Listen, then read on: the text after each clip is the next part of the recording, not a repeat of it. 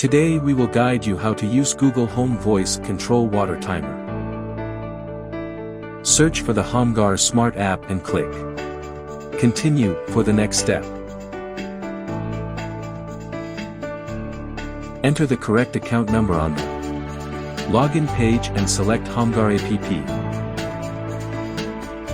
Plug the Socket Hub gateway into the socket, and press and hold the power button for 3 to 5 seconds to make the light flash quickly and enter the pairing mode. The device is connected successfully.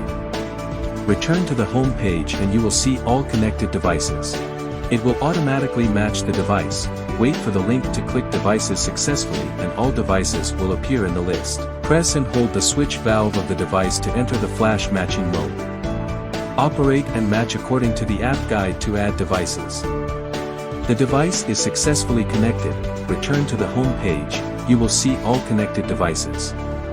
Open the Google Home app, select Settings, and click Works with Google. Search for the Homgar Smart app and click Continue for the next step.